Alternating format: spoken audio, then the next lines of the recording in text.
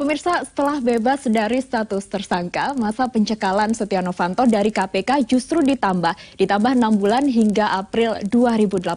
Ada apa? Saat ini saya sudah bersama dengan pengamat hukum acara pidana Mbak Flora Dianti. Selamat petang. Selamat petang. Terima kasih sudah bergabung bersama kami di Ada Berita Petang. Di sambungan telepon kita juga akan tersambung dengan juru bicara KPK Mas Febri Diansyah. Kita sudah terhubung dengan juru bicara KPK. Iya, baik, saya ke Mbak Flora dulu ini sambil menunggu tanggapan dari KPK. Ini setelah lepas dari predikat tersangka, tapi hakim tidak mengabulkan untuk yang tidak boleh bepergian ke luar negerinya, jadi tetap dicekal. Bahkan KPK menambah dari jumlah yang 6 bulan ini dicekal. Apa yang Anda lihat? Jadi begini Mbak, untuk pencegahan seseorang ke luar negeri itu tidak berkaitan dengan status seseorang. Jadi apabila dinyatakan penetapan tersangka tidak sah, kembali lagi apakah ini di tahap penyelidikan untuk penyidikan. Karena pencegahan seseorang ke luar negeri itu salah satu alasannya itu di Undang-Undang Imigrasi menyatakan apabila keterangan orang ini diperlukan untuk tahap penyelidikan atau penyidikan dan diminta oleh pejabat yang berwenang. Namun Undang-Undang Imigrasi ini memang sudah di judicial review oleh Mahkamah Konstitusi. Jadi kata-kata penyelidikan itu tidak dibolehkan.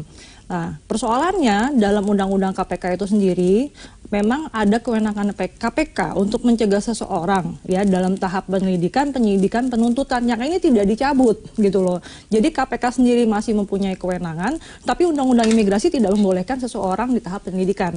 Persoalannya sekarang dengan adanya putusan pra-peradilan bahwa penetapan tersangka tidak sah, ini sampai ke tahap apa sih gitu loh pertanyaannya kan. Kalau misalnya dianggap ini masih dalam tahap penyelidikan karena sprindiknya dianggap tidak sah, nah itu berarti harusnya kalau diajukan oleh imigrasi itu tidak boleh karena Undang-Undang Imigrasi tidak membolehkan seseorang pencegahan seseorang ke luar negeri dalam tahap penyelidikan.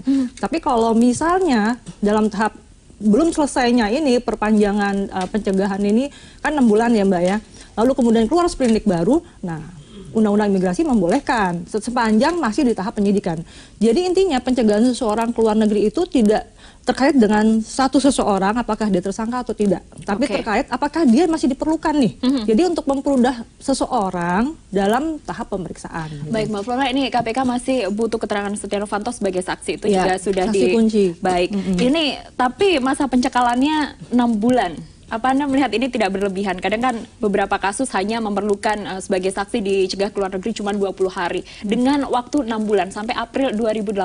Apakah Anda tidak melihat ini sebagai sesuatu yang berbeda dari kasus lainnya? Dalam Undang-Undang Imigrasi memang pencegahan seseorang itu dalam jangka waktu maksimalnya 6 bulan Mbak. Lalu kemudian KPK juga punya kewenangannya 6 bulan. Jadi itu memang itu ada kewenangan yang dibolehkan oleh undang-undang. Persoalannya seperti itu aja.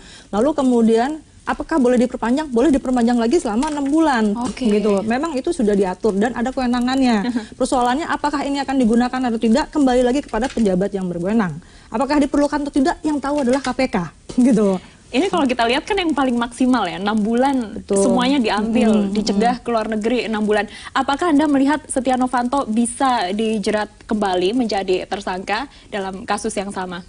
Ya, kalau misalnya melihat kepada presiden yang sebelum-sebelumnya itu bahwa kemudian kasusnya Pak Ilham atau Lanyala itu kan berapa kali pra-peradilan dinyatakan tidak sah, tapi kemudian pada akhirnya setelah beberapa kali diperbaiki sprindiknya, kemudian tahap formalnya juga diikuti sesuai dengan peraturan perundang-undangan, itu bisa keluar sprindik baru.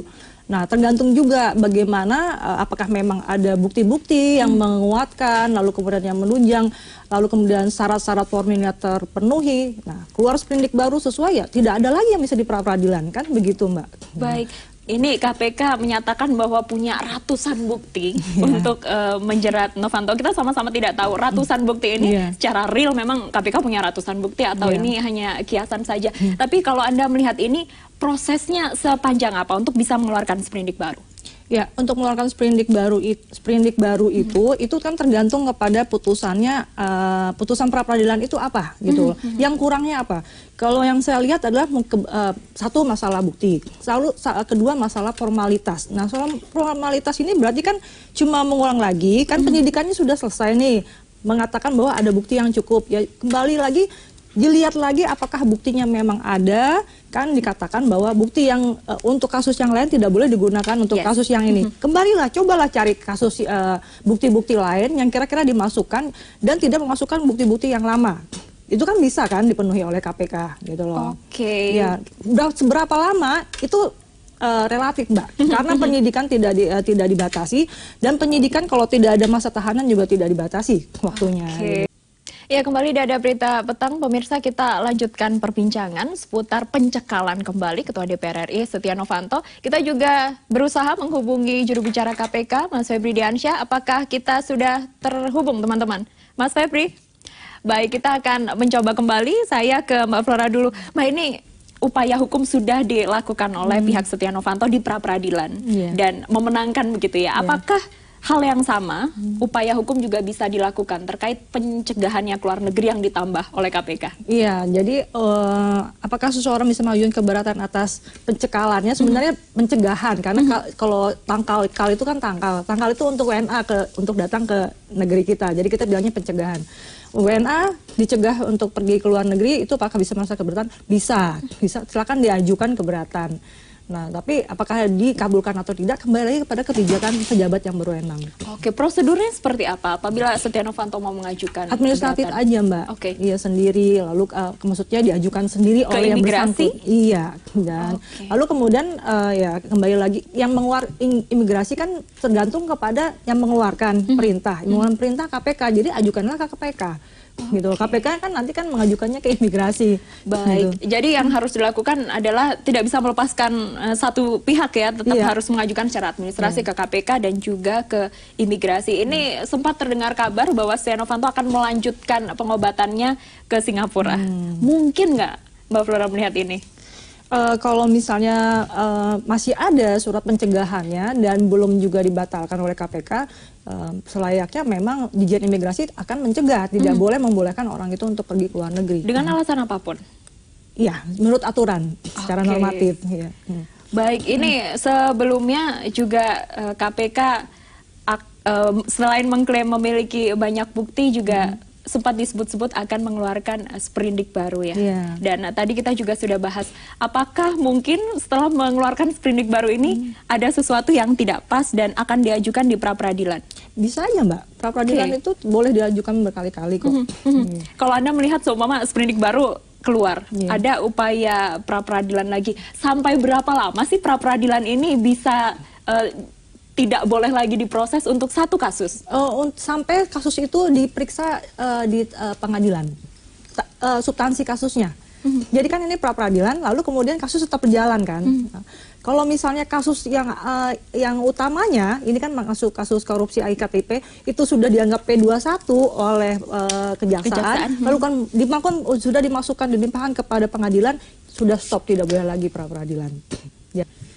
Baik, ini tapi bukankah ketika sidang pra-peradilan itu bergulir, tidak boleh ada langkah hukum seperti penyidikan begitu?